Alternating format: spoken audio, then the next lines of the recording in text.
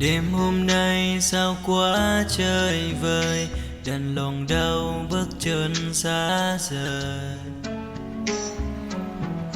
Yêu đơn phương đau lắm ai ơi, hạnh phúc đã xa mù khơi.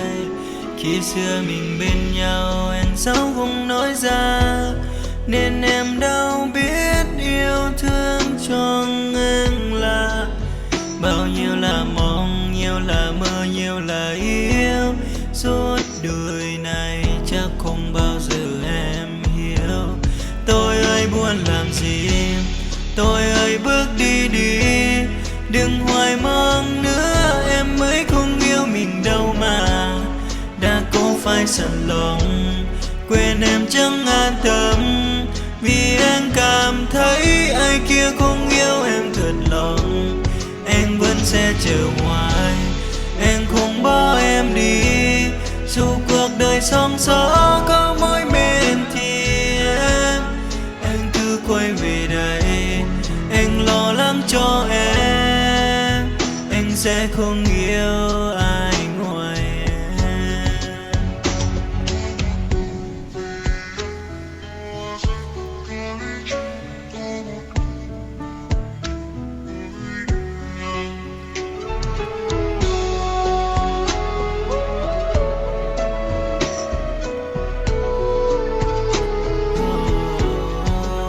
Xa nhau mình anh đâu, anh sao không có hay. Chia tay nước mắt buông tay em đâu cần. Bên em và yêu, yêu rồi xa xa càng quên. Đớn đau yêu em chắc không bao giờ em biết. Tôi ơi buồn làm gì, tôi ơi bước đi đi, đừng hoài mong nữa, em mới không yêu mình đâu mà.